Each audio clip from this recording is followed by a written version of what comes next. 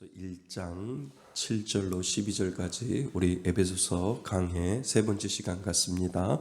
에베소서 1장 7절에서부터 12절까지 우리 다 같이 한 목소리로 합독합니다. 우리는 그리스도 안에서 그의 은혜의 풍성함을 따라 그의 피로 말미암아 속량 곧 죄 사함을 받았느니라. 이는 그가 모든 지혜와 총명을 우리에게 넘치게 하사 그의 뜻의 비밀을 우리에게 알리신 것이요 그의 기뻐하심을 따라 그리스도 안에서 때가 찬 경륜을 위하여 예정하신 것이니 하늘에 있는 것이나 땅에 있는 것이냐 다 그리스도 안에서 통일되게 하려 하심이라. 모든 일을 그의 뜻의 결정대로 일하시는 이의 계획을 따라 우리가 예정을 입어 그 안에서 기업이 되었으니 이는 우리가 그리스도 안에서 전부터 바라던 그의 영광의 찬송이 되게 하려 하심이라. 아멘. 에베소서 1장 7절부터 12절까지 말씀입니다. 우리가 계속해서 에베소서 강해를 공부를 하고 있는데요. 오늘은 7절부터 12절까지 우리 지난 시간에는 세 가지의 축복에 대해서 이미 제가 서론식으로 말씀을 드렸습니다. 그 축복이 무엇이냐 하면 첫 번째는 선택의 축복이고요. 그리고 오늘 우리가 보아야 할 것은 구속의 축복. 무슨 축복이요? 구속의 축복을 우리가 살펴보려고 합니다. 그 다음에는 성령의 인치심의 축복을 우리가 다음 시간에 살펴보려고 하는 거죠. 선택 그리고 구속은 뭐가 된다고요? 축복이 됩니다. 이 은혜 다 받으셨지요? 우린 다 이 은혜 받았습니다. 받았기 때문에 우리가 이 자리에 있는 거고요. 그리고 선택과 구속은 이 세상에 어떠한 복보다도 가장 중요한 복이고 가장 복된 복이 된다라고 하는 것을 사도 바울은 에베소 성도들에게 이야기를 해주고 있다라고 하는 겁니다.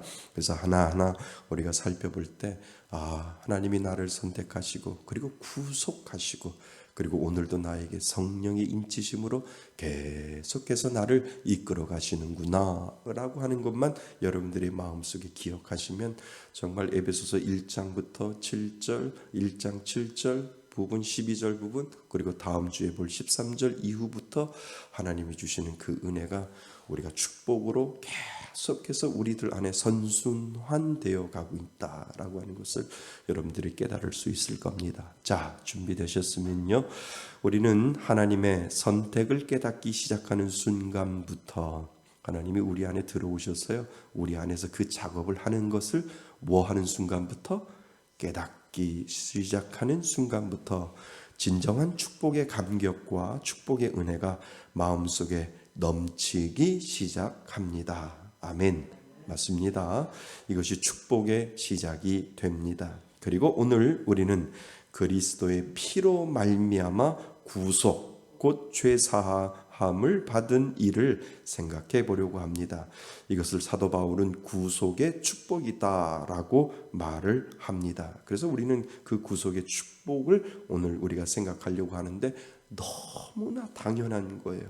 그러니까 복음의 진수를 우리가 다시 한번 오늘 생각을 해서 이것이 우리가 잊혀 지나가고 신앙생활을 하다 보면 무뎌질 수 있는데 결국은 기본, 결국은 기초, 이 기초가 때로는 우리들 가운데 늘 다시 한번 리마인드 되고 다시 한번 기억되어야만 내가 이 구속의 은혜로 지금 이 자리에 있지라고 하는 그 고백을 우리가 할 수 있다라고 하는 것입니다. 그래서 결국은 오늘은 너무 쉬워요. 너무 쉬운데 다시 한번 우리가 마음속에 다짐할 필요가 있다라고 하는 것을 여러분 기억하실 수 있게 바랍니다. 자, 그래서 첫 번째 구속, 죄 사함에 대해서 아주 너무나도 잘 아는 내용인데요. 같이 한번 보겠습니다. 우리가 잘 알고 있듯이 우리 죄에 대한 대가가 사망이요. 맞지요? 죄에 대한 대가가 사망이요 죽음이라고 합니다. 이 말씀은 우리는 정말 죽을 수밖에 없는 죽어야 하는 사망의 존재임이 분명합니다. 사람은 다 태어날서부터 죽음을 향해서 달려가잖아요. 뭐 때문에? 죄 때문에. 그러니까 아담과 하와가 죄를 짓지 아니하면 우리는 죽음이라는 게 없었을 텐데, 원죄로 인해서 죽음이라는 게 없었을 텐데 그 죽음을 통해서 우리가 태어나자마자 우리는 죽음을 향해서 점점점 걸어가고 있는 존재가 될 수밖에 없음을 가르쳐주고 있지요. 그래서 이 말씀은 우리는 정말 죽을 수밖에 없는 죽어야 하는 사망의 존재임이 분명합니다. 사람은 누구를 막론하고 어떤 형편에 처하든 어떤 조건에 처하든 어떤 지역에서 태어났든지 죽을 수밖에 없는 뭐라고요? 존재라고 성경은 우리들에게 선언을 합니다. 이렇게 죽을 수밖에 없는 우리는 하나님은 예수 그리스도를 보내셔서 다시 살려 주셨습니다. 이것이 복음의 핵심적인 내용이지요. 이거는 우리의 의지가 아니라 그 옆에다가 이렇게 쓰세요. 하나님의 구원의 의지. 누구의 의지요? 하나님의 구원의 의지예요. 그러니까 내가 구원받으려고 해서 나의 의지가 들어간 것이 아니라 누구의 의지요? 우리를 불쌍히 여기주시고 우리를 긍휼히 여겨주셔서 우리를 사랑하여 주셔서 내가 너희들이 죄 가운데 있다 할지라도 내가 너희들을 살리겠다라고 하는 누구의 의지? 하나님의 구원의 의지가 강하게 그 안에 있기 때문에 우리가 그 은혜를 입게 된 거죠. 누구로부터? 하나님으로부터 하나님의 의지가 그 안에 발동을 해서 많고 많은 사람들 중에 내가 그 혜택을 받게 된 것이고 여러분이 그 혜택을 받아서 하나님의 구원의 의지가 우리 안에 임하게 된다라고 하는 거죠. 여기는 절대로 우리의 의지가 필요 없다라고 하는 거예요. 있을 수도 없고 죄인은 스스로 구원을 할 수 없고 사람이 사람을 구원할 수 없는데 하나님의 강력한 의지가 우리들 안에 있기 때문에 그 구속의 의지를 통해서 우리가 구원받은 그러한 존재가 된다라고 하는 것이 바로 복음의 핵심, 복음의 진수가 되는 줄 믿습니다. 사실 믿는 사람들의 신령한 축복은 구속에 있습니다. 7절의 말씀처럼 7절을 보세요.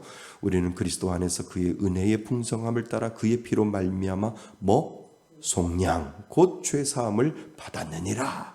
누구의 피로 말미암아?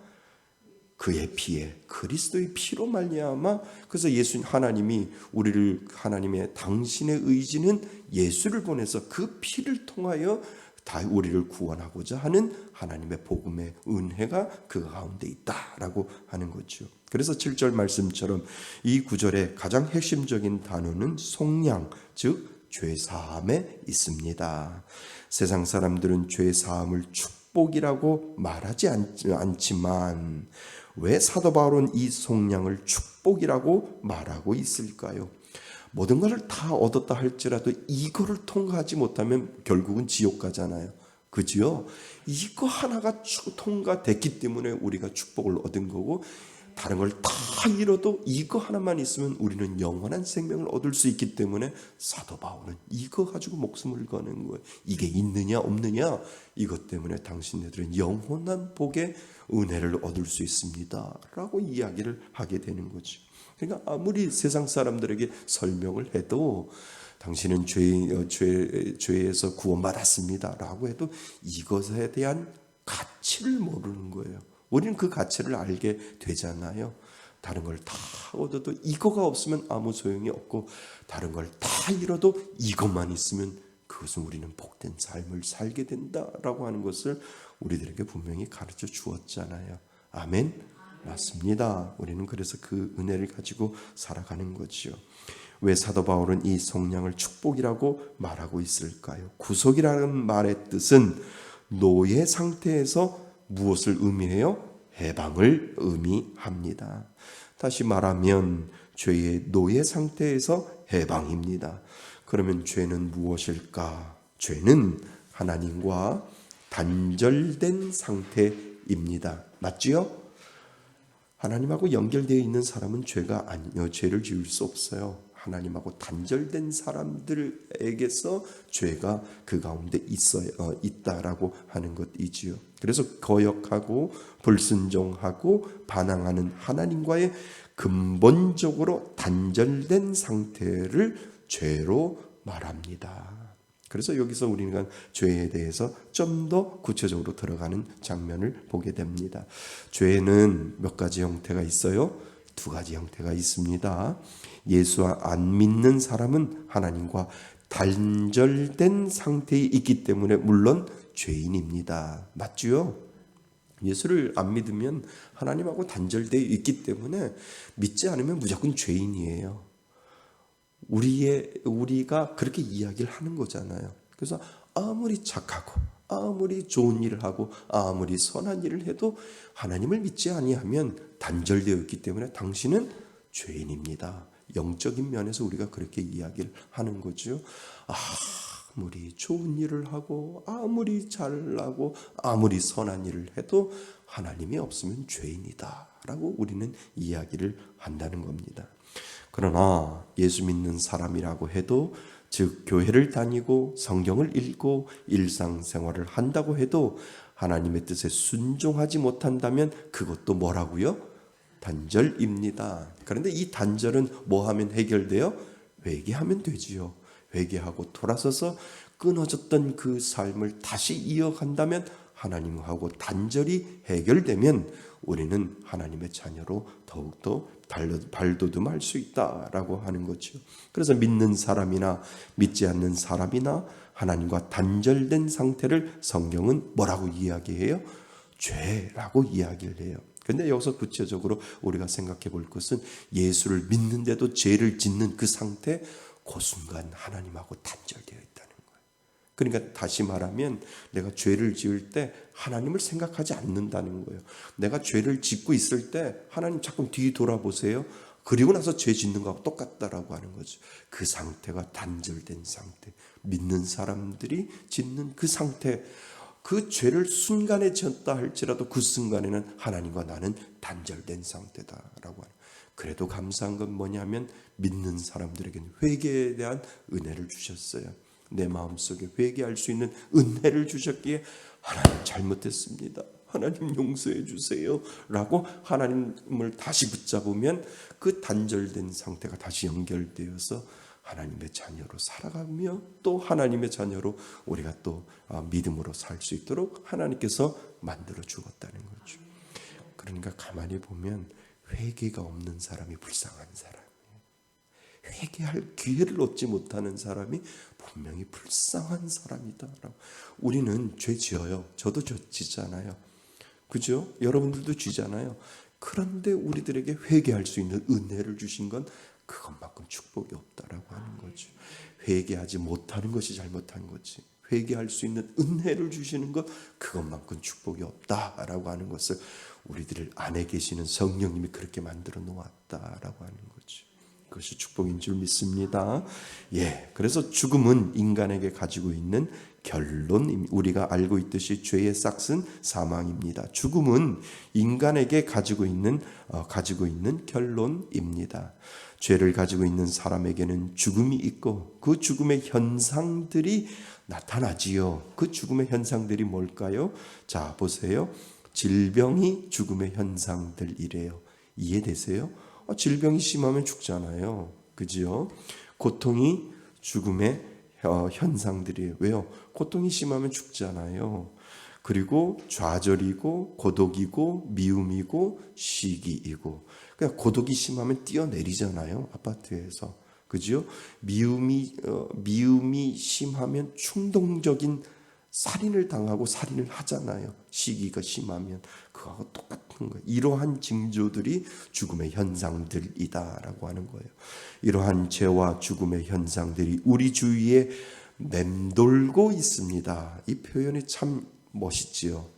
이러한 현상들, 죽음의 현상들이 우리 주위에 맴돌고 있습니다. 이렇게 시달리다가 사람은 어느 순간이 되면 뭐 해버려요? 죽어버립니다. 죄의 대가는 사망이다 라고 하는 것이지요. 자, 죄는 시간이 지난다고 해서 없어지지 않습니다. 맞지요? 죄는 없어지지 않아요. 시간이 지난다고 해서 죄는 없어지지 않습니다. 죄는 영원히 존재합니다. 죄는 죽을 때가 가까워지면 더 선명하게 깨달아지는 게 죄예요. 왜요? 그 다음에 보세요. 죽을 병에 걸리면 자기가 생전에 남에게 상처 주고 죄 지었던 일들이 자꾸 생각나요, 안 나요? 자꾸 생각나요. 내가 혹시 뭐를 잘못하고 뭐가 아프고 그러면 혹시 내가 죄 지은 거 없나? 라고 생각을 하잖아요. 그러니까 내가 아프고 내가 특별히 어디가 아파서 이렇게 되면은 제일 먼저 믿는 사람들이 생각하는 게 혹시 내가 죄 지은 거 없나요? 하나님? 라고 기도하는 이유가 거기에 있다는 거예요. 그러니까 죄는 시간이 지나면 없어지는 것이 아니라 시간이 지나면 지날수록 생각나게 된다라고 하는 거죠. 그래서 죄는 그런 것입니다. 그래서 오늘 우리에게 있어서 가장 큰 숙제는 바로 이 죄의 문제이지요. 어떻게 하면 이 죄에서 우리는 자유로울 수 있을까? 철저한 죄에 대한 인식과 발견 없이는 죄에 대한 해결도 분명히 없지요. 이것을 우리가 할 수 없기에 누가 필요해요? 예수 그리스도. 그러니까 죄는 죄인이 해결할 수 없어요. 죄가 없는 사람이 해결해 주지요. 죄 없는 분은 바로 예수 그리스도 한 분밖에 없는 줄 믿습니다. 그래서 예수가 필요한 거예요. 그래서 예수가 우리들에게 중보자 되어 주시고, 예수가 필요하기 때문에 예수 그 이름에 능력이 있고 그 이름에 힘이 있고 예수님이 나를 사랑하여 주시는 그 은혜 때문에 예수가 필요해서 그 나의 모든 죄를 사해 줄 수 있는 분, 그분은 오직 예수 그리스도, 이 한 분이 우리들에게 필요하다라고 하는 것이지요. 그래서 이것을 축복이라고 말하는 겁니다. 성경은 구속이란 곧 죄사함을 의미하며 죄의 씻음을 의미합니다. 죄인의 표가 사라지고 영혼의 자유인이 되는 것입니다. 그래서 우리는 이 땅을 살아갈 때 원죄가 해결된 줄 믿습니다. 예수님을 믿으면 우리들의 원죄가 해결되기 때문에 일상을 살아가면서 우리가 지은 죄는 회개하는 능력을 주셔서 회개함으로 날마다 하나님 앞에 정화하는 작업, 거룩해야 하는 작업을 통해서 우리는 하나님 앞에 단절을 끊어버리고 하나님 앞에 늘 붙어있는 삶을 저와 여러분들에게 주셨기 때문에 우리는 그 삶을 사는 거지요. 이것이 바로 은혜인 줄 믿습니다. 자, 그래서 2번, 그분의 피로 말미암은 구속. 구속의 방법이 하나밖에 없다는 거예요. 오로지 하나. 그 하나가 뭐예요? 예수 그리스도의 피다라고 이야기를 해요. 그러니까 너희들이 죄를 가지고 있는데 그 죄를 해결할 수 있는 방법은 여러 가지 방법이 있는 것이 아니라 오로지 내가 하나의 방법을 주고 한 길을 줄 텐데 그 길이 바로 예수 그리스도다. 이렇게 이야기를 하는 거예요. 이것을 벗어나면 이단이라니까요. 이것을 벗어나면 그 벗어나는 그 순간부터 모든 것들은 다 잘못되어 갔다는 거예요. 성경은, 기독교는, 우리가 믿는 하나님은 오로지 한 길을 주셨는데 그 오로지 한 길, 예수 그리스도의 피로 말미암아 우리는 구속을 받을 수 있다. 죄의 속량함을 받을 수 있다. 오로지 한 길, 이 한 길을 우리들에게 주셨다라고 하는 거죠. 그래서요, 영국이 모든 교단이 다 무너졌어요. 교회는 엄청 큰데 성도들은 할머니 할아버지밖에 없을 때, 야, 우리 이러면 안 된다. 우리 다시 한번 하나님을 찾자. 하나님 앞에 교단도 필요 없고 뭐 교파도 필요 없고 아무것도 필요 없으니까 우리 요 규칙, 성경에 나와 있는 요 규칙 하나만 맞으면 다 모여서 이반젤리컬 무브먼트, 그러니까 복음주의 운동을 우리가 해서 예수 그리스도 안에서 우리가 회복을 하자라고 하는 유일한 한 가지 방법은 뭐냐면, 구원의 유일한 한 가지 방법이 있는데 그 방법은 바로 예수 그리스도 피다라고 이것에 동의하면 다 모여 이렇게 된다는 거죠. 그러니까 만약에 우리가 이 땅을 다 떠날 때 분명히 우리 한국 교회도 계속해서 지금 새로운 젊은이들이 없기 때문에 교회는 계속해서 비어가고 있다라고 하는 거예요. 계속해서 하락길에 있는 거예요, 교회 자체가. 그러다 보면 우리도 영국 교회처럼 교회는 큰데 성도는 없는 거예요. 왜요? 젊은이들이 없으니까. 그러다 보면 우리 감리교, 침례교, 성결교, 순복음, 장로가 필요 없이 우리 하나로 모여서 기도 좀 하자. 정말 예수 그리스도의 그 복음의 은혜에서 우리가 정말 이 운동을 하지 아니하면 교회는 몰락하고 못 늘락할 거다라고 하다면 오로지 하나님 앞에 갈 수 있고 구속의 죄 사함을 받을 수 있는 유일한 한 길은 예수 그리스도 한 분밖에 없다. 이거 믿으면 뭐야? 이거 아니면 아니다. 다른 방법도 있다라고 하면 당신네들은 모이지 마. 당신네들은 이단이야. 라고 하는 그 하나의 길을 우리 예수 그리스도 한 분밖에 없음을 가르쳐주고 있다라고 하는 거예요. 그러니까 오로지 우리에게 하나님 앞에 갈 수 있는 그 속량의 방법, 유일한 오로지 only Jesus, 예수 그리스도의 십자가밖에 없다. 그리스도의 피밖에 없다라고 하는 것을 여러분들 죽을 때까지 이거 가지고 계셔야 돼요. 그래서 어떤 사람이 에이 그 방법 말고 다른 방법이 있다 그러면 당신 아니야, 이단이야, 당신하고 안 놀아, 그러면 된다라고 하는 거죠. 그래서 그분의 피로 말미암은 구속이 우리들에게 필요하다는 거죠. 그래서 그러면 어떻게 구속 곧 죄사함을 얻을 수 있겠습니까? 예수 그리스도의 피입니다. 피는 무엇을 의미해요? 죽음을 의미합니다. 어딘지 아시죠? 예, 죄 문제는 다른 방법으로 해결되지 않고 누군가 뭐 해야 돼요? 죽어야 되는데 그 누군가가 누구예요? 예수 그리스도. 누군가 피를 흘려야 이 죄는 씻깁니다. 그래서 구약에서는 6월절마다 몇 마리요? 14만 마리가 그렇게 죽었대요. 14만 마리의 양이 피를 흘렸다라고 이야기를 합니다.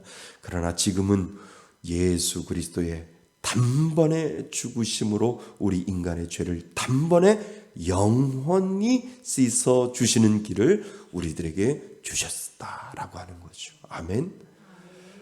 그 피로 어떻게 부르죠? 그 찬양? 우리 이번 주에 찬양 불렀던 거, 지난주에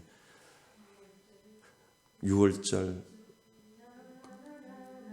나나나나 죄인을 구속하셨으니 그 피를 믿는 누누누라 그 누누란다 난다라나 내가 그 피를 6월절 그 양의 피를 볼 때에 내가 널 넘어서 가리라.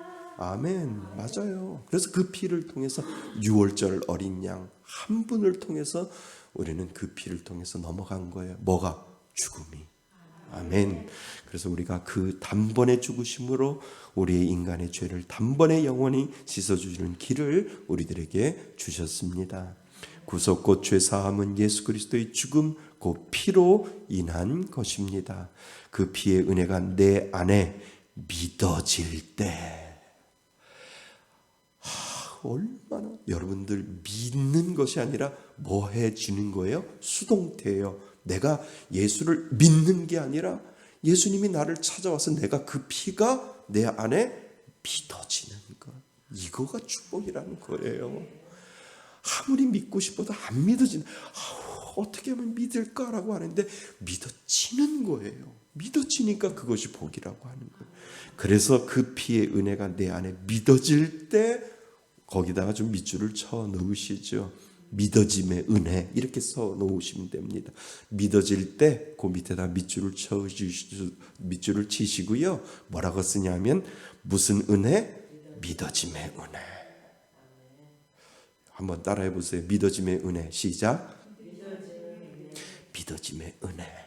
배워서 되는 것이 아니라 알고 되어지는 것이 아니라 그냥 어느 순간에 내 안에 하나님이 믿어지고 예수 그리스도의 그 보혈의 피가 믿어질 때 그것만큼 큰 축복이 없다라고 하는 거예요. 그래서 내 안에 믿어질 때 우리는 구속의 은혜를 얻게 되는 것입니다. 아멘. 우리가 여기서 기억해야 할 것은 그 은혜의 풍성함을 따라 그의 피로 말미암아입니다. 누구의 은혜의 풍성함?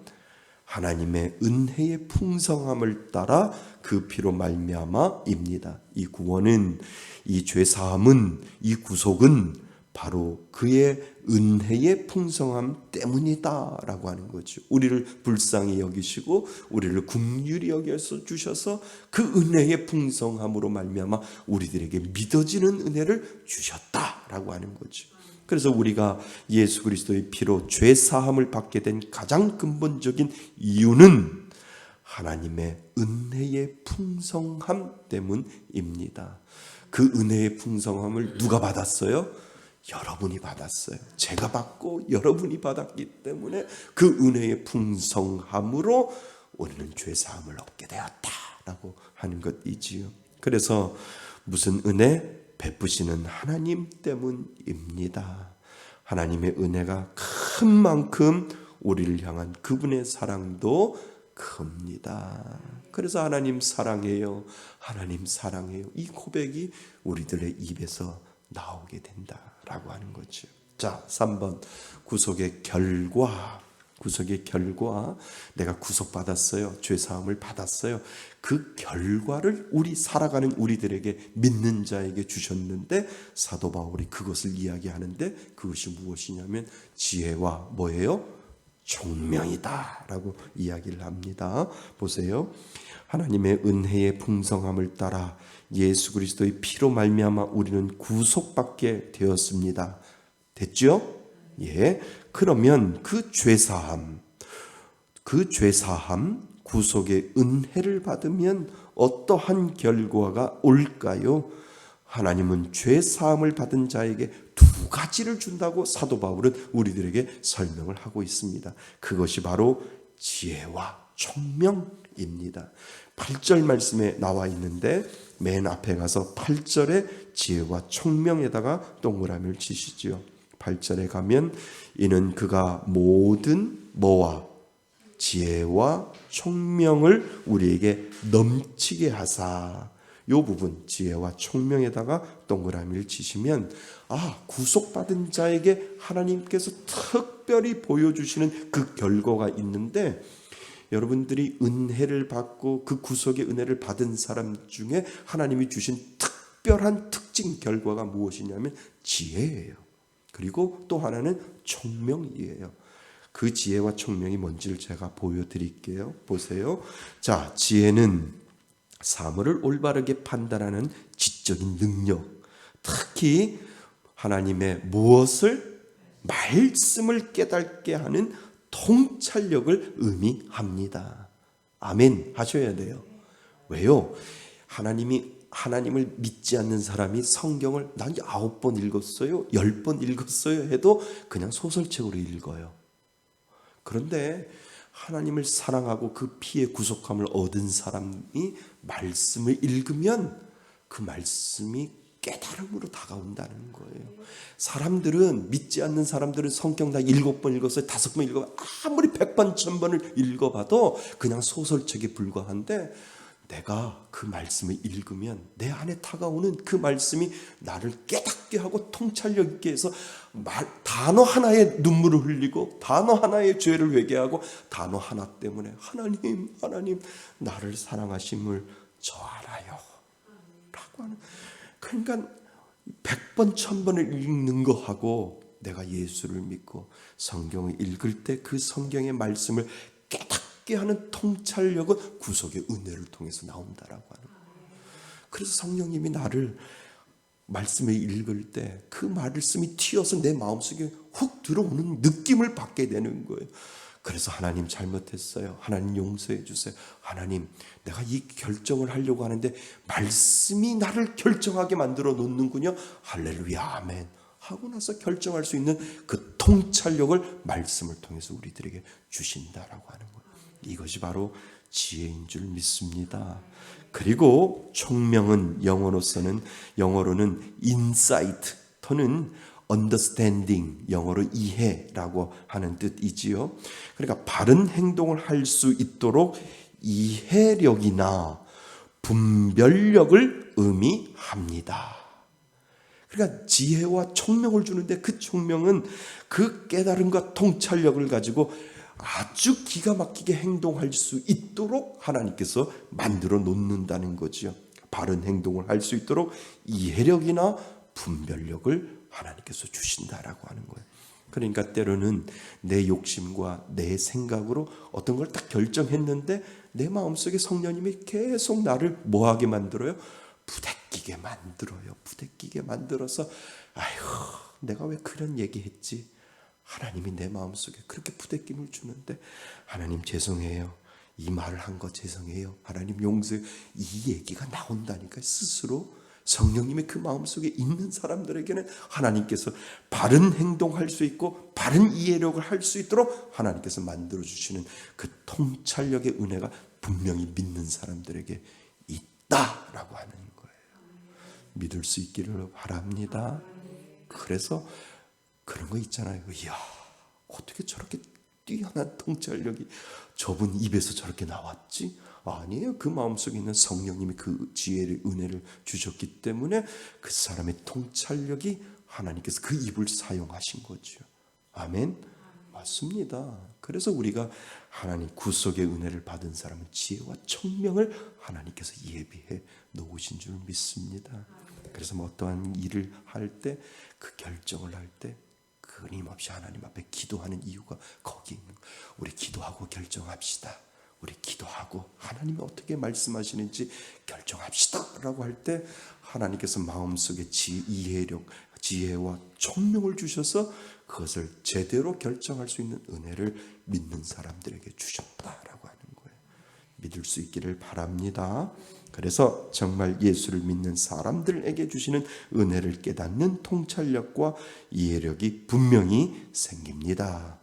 그래서 믿는 사람은 죄의 마음으로 어떠한 결정을 하지 않습니다.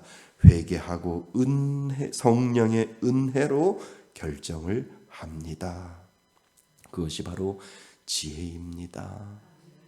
그렇죠? 그래서 어떻게 생각해? 이걸 어떻게 결정하자? 어떻게 결정하지? 잠깐만요. 저한테 좀 시간 좀 주세요. 제가 기도하고 결정할게. 이게 옳다는 거예요. 그러면 나의 이성이 아니라 성령님이 주시는 지혜와 총명으로 결정할 수 있는 그 시간을 벌 수 있고 그 시간을 벌므로 말미암아 나의 의지대로 결정하고 내 이성으로 결정하고 내 경험으로 결정하는 것이 아니라 내 마음속에 주시는 하나님의 은혜로 우리가 결정할 수 있다라고 하는 거예요. 아멘. 예, 아멘. 감사합니다. 자, 4번. 그래서 하나님의 구원의 비밀. 성령의 지혜와 총명은 믿는 자들에게 주는 뭐라고요? 은혜입니다.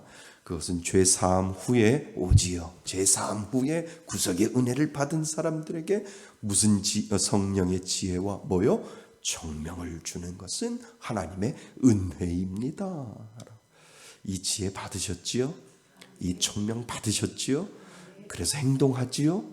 아멘. 예, 맞습니다. 그래서 그것은 죄 사함 후에 옵니다. 하나님께서 우리에게 지혜와 총명을 넘치도록 부어 주셔서 어떻게 하실까요? 그것이 바로 9절 말씀입니다. 무엇보다 이 지혜와 총명을 받게 되면 하나님의 뜻의 비밀을 깨달아가는 거예요. 그래서 예수 믿는 사람들은 무한대예요. 누구의 비밀을 깨달아가는? 하나님의 비밀을 깨달아가는 무한대의 은혜가 저와에게도 있고 여러분들에게도 있는 줄 믿습니다. 하나님은 무한대의 은혜를 가지고 계신다는 거예요. 자, 그 비밀의 그 뜻의 비밀 9절 말씀에 비밀을 나와 있어요. 그래서 구속의 은혜를 통해서 지혜와 총명이 있는 사람에게는 감추어졌던 신비로운 하늘의 진리가 보이기 시작합니다. 믿는 사람에게 주시는 은혜를, 그 비밀의 뜻을 점점 구체적으로 알아간다는 것이지요. 그 비밀 중에 한 가지가 바로 믿는 사람들에게 하나님께서 그리스도를 통해서 우리를 구원하시려는 뜻을 가지고 계신다는 사실을 분명하게 알게 된다는 겁니다. 그래서 예수를 믿으면 첫 번째로 우리들에게 이해되고 첫 번째로 깨달게 되는 첫 번째 비밀이 무엇이냐 하면, 나는 예수 그리스도의 그 보혈의 피로 말미암아 구원받았어. 이거는 믿지 않는 사람들이 이해 안 돼요. 하늘의 비밀의 문이 열려야만 이것이 우리들에게 믿어지는 거죠. 그래서 우리가 이 땅을 살아갈 때 그 비밀 중에 가장 첫 번째 비밀이 뭐냐 하면, 하늘의 문이 활짝 열리면서 우리들에게 보여주시는 그 비밀이 뭐냐 하면, 내가 구원을 받을 수 있는, 구속의 은혜를 받을 수 있는 것은 예수 그리스도의 피로 말미암아 나는 구원을 받았다라고 하는 그 비밀의 문이 믿는 모든 사람들에게 활짝 열리게 된다라고 하는 거예요. 이 비밀의 문이 우리들에게 열렸다라고 하는 거예요. 그러면서 신앙생활이 깊어지잖아요. 그러면 하늘의 비밀의 문이 포장지 벗겨듯이 벗겨진다는 거예요. 하나님의 뜻이 알게 되고 어느 날은 깨달아져서 눈물을 흘리고 어느 날은 깨달아져서 감사가 나오고 어느 날은 깨달아져서 와, 하나님이 세상 사람들을 이해하지 못하는 그 비밀을 저에게 가르쳐 주시니 감사합니다 라고 하는 그 믿음의 고백을 그 재미를 느끼게 하도록 우리들에게 그 비밀의 문을 주님 앞에 가는 그 순간까지 계속해서 비밀의 문을 저에게도 주시고 여러분들에게도 주신다라고 하는 거죠. 이것이 은혜입니다. 아멘. 자, 그래서 그리스도를 통해 우리를 구원하시려는 뜻을 가지고 계신다는 사실을 분명하게 알게 된다는 사실입니다. 그것을 사도 바울은 예정이라고 하였고 우리가 예정된 줄 믿습니다.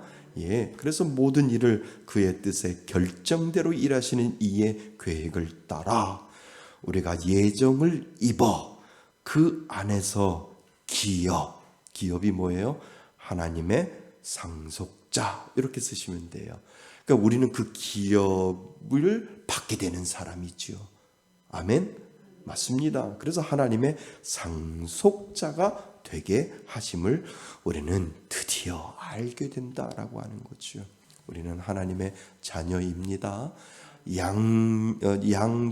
양자로 우리는 입양되었습니다. 죄인은 우리가 하나님의 자녀로 입양되었기 때문에 그 기업을 우리는 상속받는 상속자가 된다는 거지요. 어떤 목사님이 나는 세속